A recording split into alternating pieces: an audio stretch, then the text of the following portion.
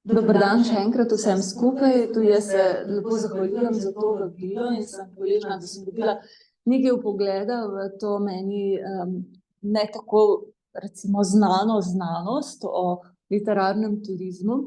In bi takoj na začetku rekla, da mi je zelo zanimivo biti ne samo pač tako podučena o nekih znanstvenih podlagah, ampak biti seveda tudi udeleženka kakšnih literarnih vodenj in obiskovati literarne muzeje, rojstne hiše, hoditi po teh in tako naprej. Tako da ta vidik in dobro poznam, čeprav kot literarna raziskovalka sama pravzaprav ne uporabljam biografske metode, ki jo prepoznavam kot neko osnovo za to, da pravzaprav literarni turizem lahko funkcionira, ne. Ker če želite nekomu predstaviti, nekemu obiskovalcu predstaviti življenje avtorja, njegovo delo, se pravi, tu je takoj na delu biografska metoda. Mene v mojem prispevku, govorila bom o lirskem subjektu v zbirki Senca v srcu, Ade Škerl, pravzaprav zanima nekaj, kar je zelo v opreki s to biografsko metodo, se oddaljuje od nje, kar pa seveda ne pomeni, da recimo jaz osebno ne bi priznavala vrednosti tudi pristopu, ki je zelo avtobiografski. Zdaj, zakaj sem se odločila, da tudi vam predstavim en alternativen pogled na prvo zbirko Ade Škerl? Prav zato, ker so številne kritike, številne ocene njene prve pesniške zbirke pravzaprav temeljile na tem zavračanju neke biografskosti, avtobiografskosti v njeni poeziji. Verjetno ste vsi dobro seznanjeni z njeno življenjsko zgodbo, ki so jo bralci ob izidu pesniške zbirke oziroma komentatorji, ocenjevalci seveda takoj uporabili tudi za ocenjevanje zbirke. In ta zgodba seveda govori o ljubezenskem trikotniku, o tem, da je bila Ada Škerl zaljubljena v mladeniča, ki je imel drugo dekle in je seveda ta mladenič tudi nesrečno zelo mlad umrl, na kar naj bi Ada Škerl pravzaprav za dolga desetletja pravzaprav se umaknila v samoto, ne, tako gre nek mit, anekdota o njenem življenju, čeprav v zadnjem času se, mislim, da vam bo Brane Mozetič tudi o tem kaj spregovoril, odkriva, da ne bi pravzaprav imela kasneje romantično razmerje s svojo prijateljico. Jaz v te biografske podatke pravzaprav ne bom vstopala. Me bo zanimalo, kot rečeno, neko drugačno branje njene poezije, kjer iščemo pravzaprav neko univerzalnost v njeni izkušnji in skušamo pravzaprav presojati njeno poezijo s tako imenovanim bližnjim branjem, se pravi, se poglabljati v poezijo samo, ne pa toliko v življenje in življenjske zgodbe avtorice. Zdaj seveda, če sem še bolj konkretna o teh pesniških kritikah, na začetku so avtorici seveda zaradi te intimne zgodbe, ki so jo prepoznavali, očitali, da ne razvija poezije, ki bi bila v duhu časa. Duh časa je seveda zahteval borbeno poezijo, poezijo, ki bo napovedovala svetlo bodočnost, to je bila pač doba socializma in socialističnega realizma v literaturi. Torej, to so bili prvi vzroki za zavračanje iz čisto biografskih razlogov.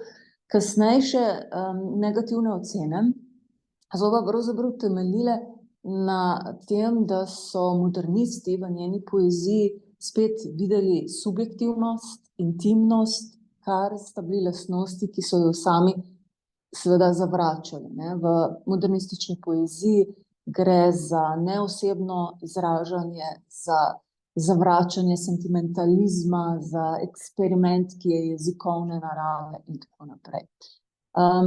Ta neljuba usoda Ade Škerl se je pravzaprav zelo postopoma spreminjala s tem, da so literarni zgodovinarji pravzaprav že kar pred desetletji začeli govoriti o njenem pomenu, o njenem prvenstvo na področju intimne poezije. Intimizem je bilo tudi neko poimenovanje za to obdobje, ki sledi takoj po koncu druge svetovne vojne. S tem, da recimo poleg Ade Škerl začetke intimistične poezije pravzaprav pomenite že zbirki Ivana Minatija, ki je šla leta 1947, pa potem Minatijeva poezija je sicer precej obarvana z vojno tematiko druge svetovne vojne in je drugačna, ni tako zelo vezana na neko osebno izkušnjo. Pa potem tudi Jože Schmidt, njegova beseda, Srce v besedi, pardon, tudi ta zbirka velja za enega od začetkov intimizma. Ada Škerl je svojo pesniško zbirko seveda zanimiva kot avtorica, kot pesnica, kot nekdo, ki so ga odkrivale tudi feministke ali pa feministična literarna veda, kot nekdo, ki je utiral poti ženski povojni poeziji. Zdaj, če se res osredotočim na vprašanje lirskega subjekta v njeni prvi pesniški zbirki, mogoče najprej par besed o tem literarnem konceptu, pojmu. Literarni subjekt je relativno nov pojem, pojavlja se pravzaprav šele od začetka 20. stoletja naprej. Pred tem literarna veda pravzaprav govori o tem, da se v poeziji spoveduje pesnik, avtor sam. To je zelo blizu biografskemu pozitivističnemu načinu branja poezije. Vezano pa je to na obdobje romantike, kajti v obdobju romantike so romantični filozofi, med njimi je odigral zelo pomembno vlogo zlasti Hegel, svojo estetiko, utemeljili liriko kot subjektivno literarno vrsto, v kateri, kot rečeno, se izraža ali pa izpoveduje avtor, pesnik sam. Zdaj, ta način branja se je kljub kasnejšim spremembam v sami poeziji, razvoju lirike v bolj neosebne vode, kar se zgodi s simbolizmom in modernizmom, konec 19. začetek 20. stoletja in potem 20. stoletje, modernizem. Torej, kljub tem spremembam v sami poeziji in kljub spremembam, ki so sledile v literarni zgodovini, se pravi odkritju nekega fiktivnega govorca, lirskega subjekta, odkritju tega koncepta, poimenovanju tega koncepta, se je način prvoosebnega avtorskega branja zelo zasidral pri bralcih in je pravzaprav prevladujoč način branja tudi dandanes.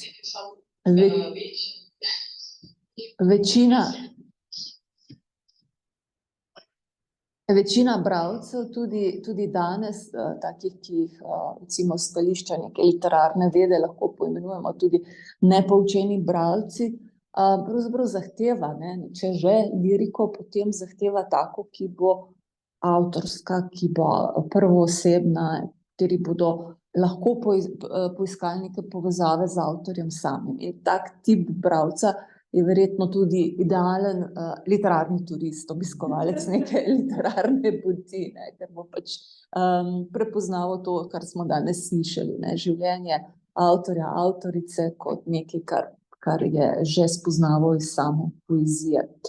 Zdaj, seveda, način branja, ki pa v ospredje postavlja neko fiktivno literarno osebo, govori o tem, da avtor, tudi tisti avtor, avtorica, ki izhaja iz svojih osebnih izkušenj, pravzaprav ustvari neko fiktivno osebo, ki potem govori besedilo, ki postane govorec tega besedila. Angleški prostor pozna izraz speaker, od tu potem povzemamo ta izraz govorec, govorka. Drugače iz nemškega literarnega prostora prihaja k nam izraz lirski subjekt, ki ga pa anglosaški svet do nedavnega ni poznal, lyric subject ni prevod za lirski subjekt, ker če si to kdaj ki zapisal, je to pravzaprav pomenilo, da hoče avtor govoriti o temi literarnega dela, ne o tem govorcu ali pa govorki, ki se pojavlja v literarnem delu. Torej, ta koncept fiktivnega govorca bo nekaj, kar me bo zanimalo tudi v delu Ade Škerl, v njeni zbirki Senca v smrti.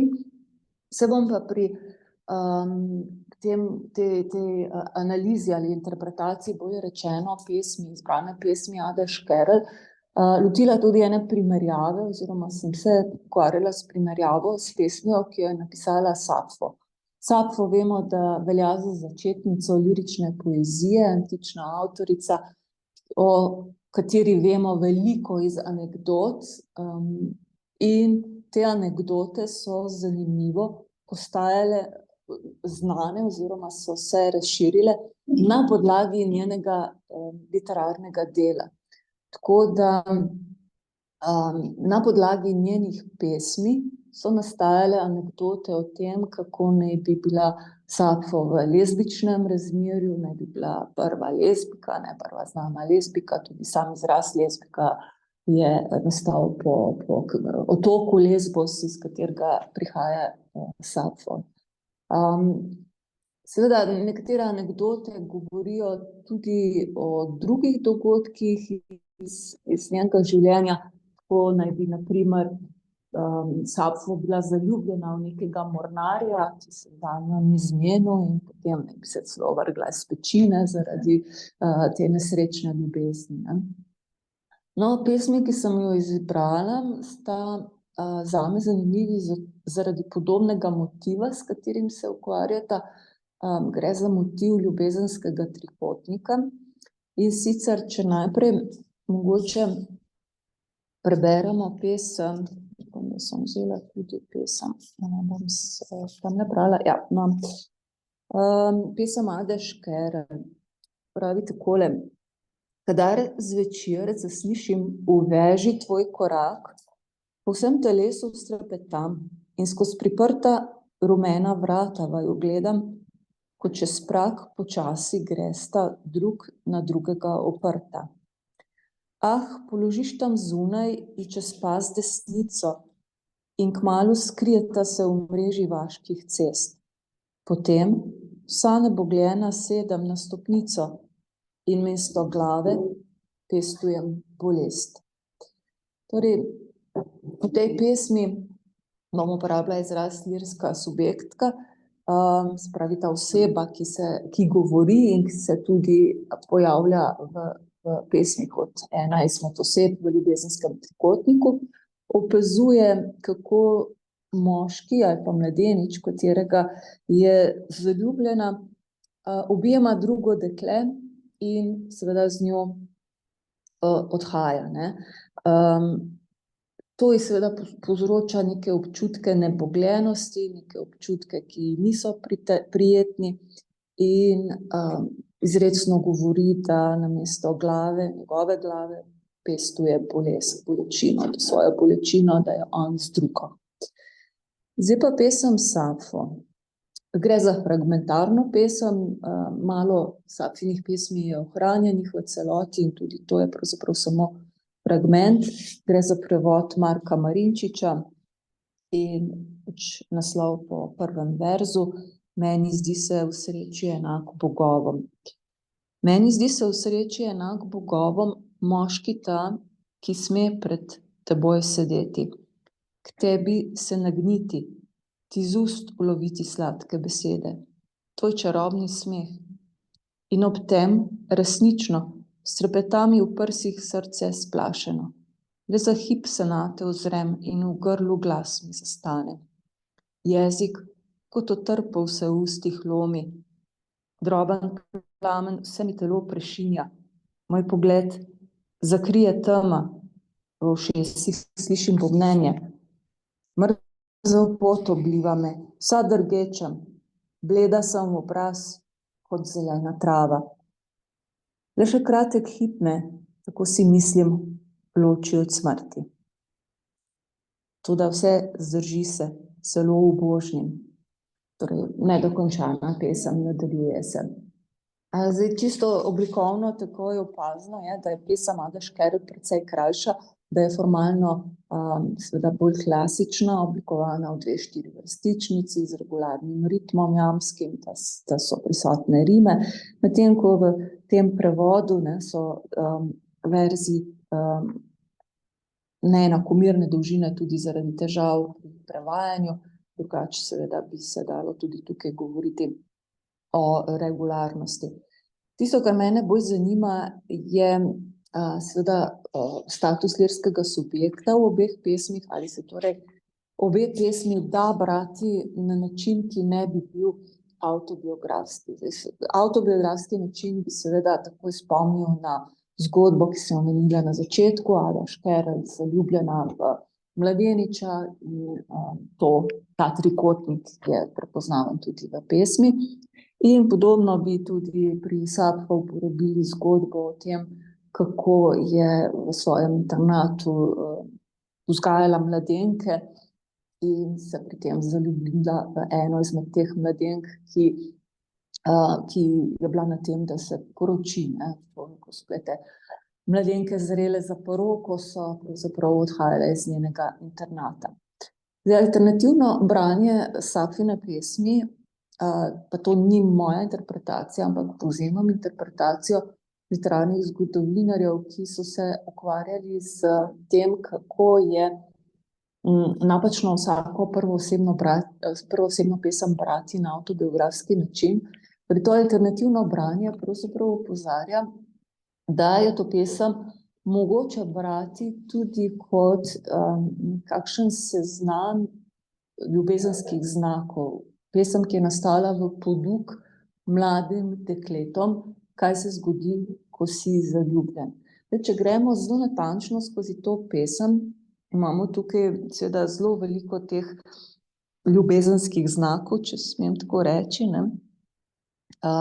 Pravi v drugi kitici: v strepetami v prsih srce splašeno, potem v grlu glas mi zastane, jezik kot otrpel se v ustih lomi, droben plamen vse telo mi prešinja in tako naprej. Moj pogled zakrije tema, v ušesih slišim bobnenje, mrzel pot oblije me.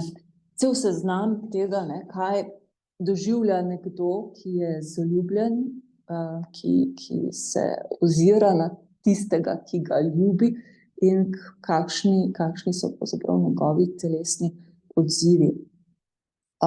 Primerjalno v pesmi Ade Škerl je seveda teh znakov, ljubezenskih znakov manj. Pesem je že po obsegu krajša. Tudi ne razvije tako dolgega seznama ljubezenskih znakov. Je pa seveda tudi v njeni pesmi uporaben motivni drobec tega, da nekdo utihne, da ne more spregovoriti. Nema bolečina je tu že v naslovu. Ade Škerl tista, ki se navezuje na to, da ko si zaljubljen v nekoga drugega, in pač ta drugi ne vrača ljubezni, se ti lahko zgodi to, da izgubiš dar govora, da onemiš. Jezik pri Sapfu je v ustih otrpel, kot otrpel se v ustih lomi, se pravi zaljubljen, ne more govoriti. In prav tako Ada Škerl pravi, nema je bolečina že z naslovom. Seveda ta bolečina očitno ni čisto nema, tudi ne pri eni, ne pri drugi avtorici. Obe sta o tem napisali pesem, torej gre za nek odmik od čustvenega doživetja, ki je lahko avtobiografsko, tega seveda ni mogoče zanikati, ampak gre za literarno ubeseditev osebnega doživetja, ki s to ubeseditvijo pravzaprav preraste v neko univerzalno izkušnjo. Ne samo moja, pravi avtoričina, osebna izkušnja, kaj sem doživela, ampak odmik in potem ubeseditev prinaša pravzaprav neko univerzalno vrednost, ki omogoča bralcu, da v tej situaciji prepozna tudi svojo osebno izkušnjo. In ugotovi, tudi jaz, ko sem bila ali pa bil zaljubljen, sem doživljala nekaj podobnega. Pozdravljen, Brane. To, koliko imam še časa, pozabil sem, še lahko nadaljevati. Torej, to bi bila primerjava teh dveh pesmi. Zdaj, kar se tiče zbirke kot celote, ne, če se pač vrnem na zbirko Senca v srcu, sestavljena je iz 3 ciklov. Pesem, o kateri sem govorila, je iz prvega cikla, ki se najbolj očitno navezuje na avtobiografsko zgodbo nesrečne zaljubljenosti. Zdaj, drugi cikel je nekoliko drugače oblikovan. V tem drugem ciklu, naslovljen je Njuna ljubezen, je lirski subjekt ravno tako prvooseben, toda v večini pesmi, v 7 od 8, je ta lirski subjekt moškega spola. Gre se torej za literarno zvrst pesmi Vložnice, kjer se avtor, v tem primeru avtorica, vživlja v drugo osebo. Ta zvrst je znana iz romantike. Pri nas recimo Prešeren napiše Nezakonsko mater, kasneje najdemo pesmi Vložnice tudi pri Jenku in drugih avtorjih. Torej gre za vživljanje v nek položaj, nikakor ne za avtobiografsko izpovedovanje v tem primeru. In v tem ciklu, torej ta moški govorec, moški lirski subjekt, govori o odnosu do dekleta in na prvi pogled se seveda zdi, da gre za zelo idilično razmerje. Še nekaj bi morala povedati, ta cikel pravzaprav berem kot neko sklenjeno zgodbo, kot celoto, ki ustvarja zgodbo oziroma ki da podlago meni kot bralki, da jo narativiziram, da iz nje ustvarim zgodbo o nekem spodletenem ljubezenskem razmerju. Torej, tu je ta odnos med fantom in dekletom prikazan brez ljubezenskega trikotnika in kot rečeno se na začetku zdi, da gre za srečno ljubezen, prikazano v glavnem z njegove perspektive. Gre za nakazovanje sreče v številnih motivnih drobcih. Na začetku se fant in dekle šele spoznavata. Pri tem je dekle zanimivo zelo pasivno. Poudarjeno je, da zardeva, karkoli on naredi, v njegovih gestah, ona zardeva. On po drugi strani je pa bolj pogumen in zelo aktivno izkazuje svojo zaljubljenost.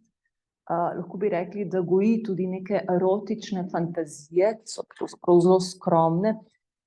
Berem recimo tale vers, pravi, da rad bi s tabo bil brez prič. Zdaj seveda lahko si mislimo, kaj bi sledilo, vendar do uresničitve teh fantazij ne pride. Torej, ta telesna ljubezen se ne uresniči, ampak, kot pravi sama avtorica, ostane torzo, nedokončan osnutek. To so njene metafore. Fant se potem začasno oddalji od dekleta, vendar je pri tem zelo prepričan, da ona nikakor ni nanj pozabila, da bo potem, ko se znova srečata, njuna ljubezen spet globoka, kot je bila prej. 6. pesem cikla je posebna po tem, da v njej spregovori dekle in ona razkrije svoje doživljanje. Govori o zmedi, ki jo povzročijo njegovi pogledi, dotiki, in to so dotiki, ki naj bi jo prepričali, da naj ostane z njim. In ob tem tudi sama omenja svoje zardevanje. To seveda lahko interpretiramo kot neko plašnost ob prvem ljubezenskem doživetju mladega dekleta. Zdaj seveda alternativna interpretacija bi lahko šla tudi v smeri, da to dekle pravzaprav zavrača moškega kot moškega. Tudi to interpretacijo bi lahko nekako razvili. Torej, ti njegovi pogledi, dotiki so taki, da jo spravljajo v zadrego. Naslov pesmi je Njena laž in ta naslov lahko razumemo kot nek avtorski komentar, s katerim avtorica razkrije, da je to naslikano, na videz idilično razmerje zgolj izmišljija, da ne gre v resnici za srečno ljubezensko razmerje. V zadnjih 2 pesmih tega cikla je lirski subjekt spet fant. On si še zmeraj želi bližine dekleta, ampak zdaj je situacija popolnoma drugačna. Izjavo vsak dan pričakovanja sem vse bolj bolan, lahko v kontekstu celega cikla razumemo kot izraz njegovega hrepenenja po dekletu. Ampak izkaže se, da je razmerje že razdrto, da pravzaprav nemogoče več govoriti o nekem razmerju. Fant si želi zdaj stran, išče tolažbo, ampak je ne najde v naravi in pravi, da je sam sebi do gnusobe odljuden. To so zelo močni izrazi za nekoga, ki je še malo prej bil ves zaljubljen in si je želel tega dekleta, zdaj pa do gnusobe odljuden. Vsak dan gre vseeno do cerkve, kjer čaka, da se, kot pravi pesem, od nekod prismeji dekle. Pravi, na eni strani je on ves nesrečen, na drugi strani ona vsa vesela, se prismeji. In sledi samo še zadnja pesem, naslov je Agonija. Fant je žalosten in sam, odganja misel na smrt. Motivno in tematsko ta pesem spominja na trpljenje mladega Wertherja, na znameniti Goethejev roman. In s tem se pesem pravzaprav konča, izteče se. Zdaj, če hočem še enkrat poudariti to, kar je moja osnovna misel, avtobiografsko branje tega cikla odpove, ne gre tukaj za neko avtobiografsko ozadje. Lahko pa seveda slutimo, ali pa interpretiramo v tem smislu, da je Ada Škerl svojo neizpolnjeno ljubezen imela za podlago pisanja tudi tega cikla, da za ozadju vendarle stoji neka osebna izkušnja predelana potem v literarnem delu. Potem seveda, če se vrnem k prvemu ciklu, je to avtobiografsko ozadje v tem ciklu, prvem ciklu seveda veliko bolj izrazito. Sledi potem za drugim še zadnji, tretji cikel z naslovom Nagrobna lučka. Zasnovan je ta cikel dialoško, se pravi, govorita oba, dekle in pa tudi mrtvi fant se oglasi. In spet lahko bolj prepoznavamo avtobiografsko ozadje, se pravi, dekle in njen mrtvi fant. Fant v njenih očeh, v njegovih pravzaprav ona ni njegova ljubica. V tretji pesmi pa izjemoma spregovori mrtvec, se pravi spet neko dialoško razmerje, in mrtvec prosi dekle, da naj ne joče več. Dekle ga sprva zavrne, mu obljublja, da ga ne bo nikoli pozabila. Potem mine 1 leto, ona sicer ne joče več, ampak pravi, da je postala ubita, zapuščena vaza. To je ta vers, zelo znan vers, večkrat citiran vers o njenem doživljanju, spet avtobiografska razlaga, kako močno jo je prizadela izguba tega mladostnega, nesojenega partnerja ali pa fanta. Avtobiografsko ozadje je seveda tu prepoznavno, spet bolj, ampak spet bom rekla, ni nujno za razumevanje pesmi oziroma cikla. Spet bi lahko govorili o zelo univerzalni izkušnji. Torej, avtobiografsko ozadje najbolj prisotno v prvem ciklu, tudi v tretjem ciklu, medtem ko v drugem ciklu je najbolj viden odmik od te zelo osebne izkušnje. In za sklep samo še ta misel, da je seveda kljub prepoznavnosti avtobiografskega ozadja mogoče zbirko brati tudi na ta način, da govorimo o lirskem subjektu, fiktivnem govorcu pesmi, ki pravzaprav govori o neki univerzalni izkušnji, ki pa seveda izhaja lahko iz osebnega doživetja. Hvala lepa. ogromno materijala, za nas nekaj kar zahtevnih rekla, ampak Ja, kakšen drobec bomo pa našli. sigurno, ne, to za nekega običajnega obiskovalca literarne poti ali pa neke druge take ne vem, vodenega ogleda ni tako priljubljeno izhodišče. Ne. Večina ljudi, kot rečeno, danes dejansko bere poezijo, če jo sploh bere, na avtobiografski način, ne, išče to izkušnjo, ne, ja. No, ampak tako in tako, kot smo že v prejšnjih predstavitvah videli, a ne, so ti obiskovalci literarnega turizma vseeno bolj izobraženi. To pa res. Tudi pričakujejo nekaj več, to se mi zdi prej, ko so te raziskave, je Je bilo bilo videti, jasno ja. rečeno, ja, in tudi mi opažamo, da to niso vsakdanji obiskovalci, tako da pomembno je, da smo mi dovolj izobraženi, da lahko... Če vas slučajno kdo napade za literarnim veste, da subjektom. lahko vodimo pogovor, ne, Ja. vodenje ogled je tako in tako dialog, tako da vse te vrednote, ki ste jih zdajle delila z nami, no, glede poezije Ade Škarl so nas seveda še kako. Hvala lepa. Hvala lepa.